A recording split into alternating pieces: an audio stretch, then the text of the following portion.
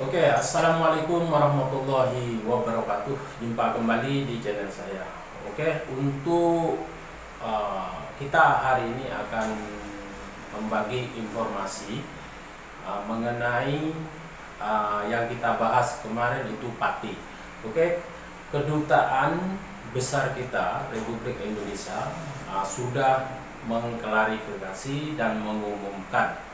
Oke, sekarang sebelum kita lanjut, kita intro.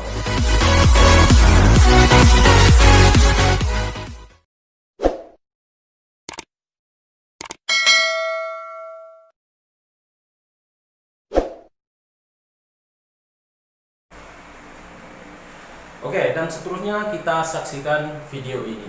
Ini Bapak Dubes kita sudah mengklarifikasi dan apa-apa persyaratan yang untuk pendatang yang mau pulang ataupun yang mau buat permit di sini. Jom simak videonya.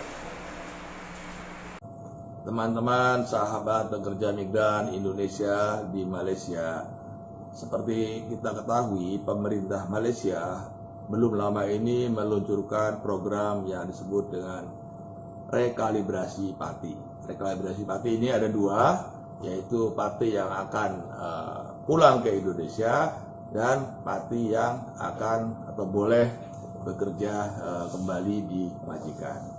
Untuk program yang Pati pulang, ini ketentuannya adalah Pati itu yang harus mendaftarkan langsung ke sistem temu janji online. Jadi nggak boleh lewat orang lain ya. Jadi harus Patinya sendiri yang mendaftarkan secara online. Nah, setelah mendaftarkan secara online, lalu pihak imigrasi akan memberitahukan kapan dia harus datang. Ya, akan ditentukan tanggalnya datang, tanggal berapa. Nah, setelah ditentukan, Pati yang sudah mendapatkan tanggal untuk ketemu itu harus membawa dia harus membawa tiket untuk pulang yang berlaku untuk 14 hari. Ya. Ini prosesnya cepat, jadi harus ada tiket pesawat atau tiket kapal. Yang kedua, harus membawa hasil tes COVID atau disebut dengan swab test atau PCR test. Ya. Ini juga yang masih harus berlaku. Ya. Setelah ketemu dengan membawa dua syarat itu, maka Pati akan diperiksa, ya diperiksa, diambil sidik jari. Nah, nanti sidik jari itu dilihat apakah itu punya catatan kriminal atau tidak, ya. Kalau tidak punya catatan kriminal, maka dia boleh pulang dengan membayar ompon sebesar 500 ringgit, ya. Itu sudah termasuk dengan com, ya. Itu yang intinya seperti itu. Jadi yang penting adalah bahwa Pati itu sendiri atau teman-teman sendirilah yang harus mendaftarkan. Ya, jadi perlu juga diketahui sebelum mendaftarkan itu, ya Pati juga tentunya harus memiliki paspor yang masih berlaku atau SPLP. Jadi sebelum mendaftar ke immigration, bawa paspor atau SPLP, bawa tiket ya yang masih berlaku untuk 14 hari ke depan, bawa hasil tes PCR. Dan satu lagi yang penting, seluruh pembayaran itu nggak boleh cash, nggak boleh pakai uang tunai. Jadi bayarnya itu bisa pakai kredit card, bisa pakai debit card, bisa pakai apa yang disebut e-money gitu ya. Pokoknya nggak boleh bayar cash lah ya. Atau bisa juga bayar lewat bank gitu ya. Yang penting ini nggak boleh bayar cash ya. Itu yang program Pati untuk pulang, kira-kira begitu ya. Sekarang program yang Pati untuk kerja kembali ya. Ini juga yang harus diketahui adalah semua yang ngurus ini majikan ya. Pertama, majikan harus daftar untuk temu janji secara online ya. Temu janji online nanti oleh pihak immigration akan diberi tentukan tanggalnya berapa, tanggal berapa akan ketemu. Setelah ditentukan ketemu, itu majikan dan teman-teman yang mau ikut program ini harus pergi ke immigration, ya, immigration. Nanti di situ akan diperiksa teman-teman juga akan diperiksa, misalkan apakah masuk dalam daftar hitam, apakah dia masuknya dulu bagaimana, apa melalui jalur tikus. Kalau jalur tikus nggak boleh, masuk dalam daftar hitam nggak boleh. Yang kabur dari majikan dan dilaporkan oleh majikan juga nggak boleh, ya. Ini yang kemudian juga yang juga harus diketahui bahwa untuk bisa program ini harus punya paspor yang masih berlaku 18 bulan, ya. Ini program ya. Jadi kalau paspornya udah mati gimana? Ya nggak bisa, ya.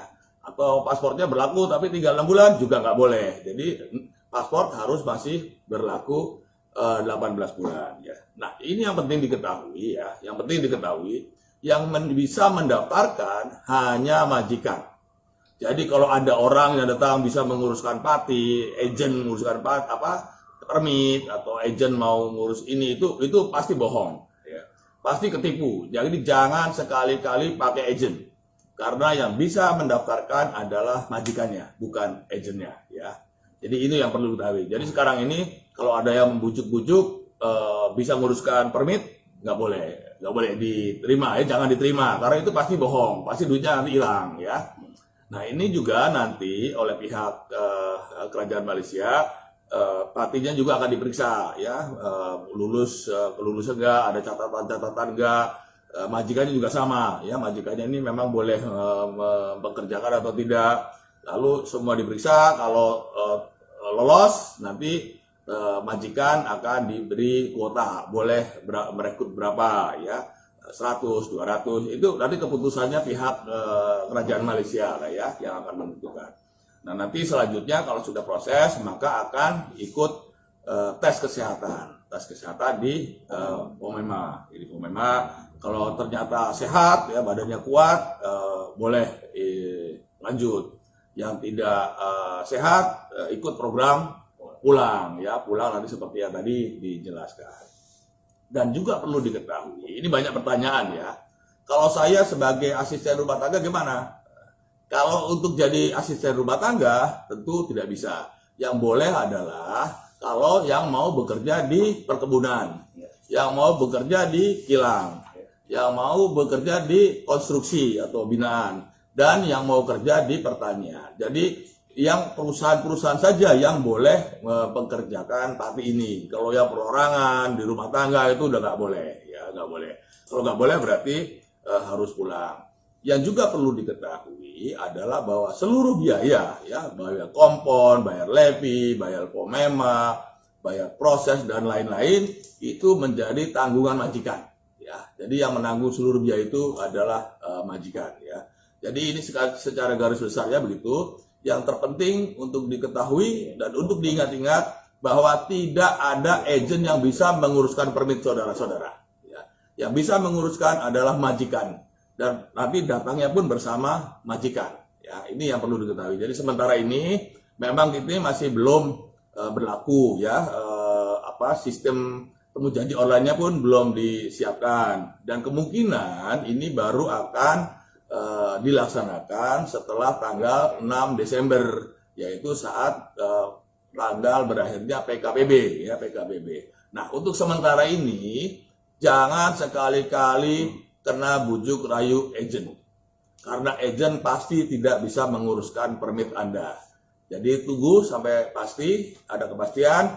Sementara ini kita tunggu sampai tanggal berikutnya, pengumuman berikutnya. Tapi itu kira-kira yang perlu diketahui. Jadi yang terpenting, sekali lagi, yang terpenting adalah jangan kena bujuk rayu agent. Itu pasti uang Anda hilang, ya.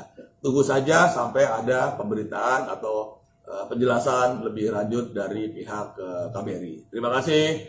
Jangan lupa jaga kesehatan. Jangan lupa jangan tertipu calo. Jangan tertipu agent. Itu gak akan bisa menguruskan permit teman-teman sekalian. Saya kira segitu dulu. Sekian dulu, nanti kita update lagi, ya. Terima kasih. Wassalamualaikum warahmatullahi wabarakatuh.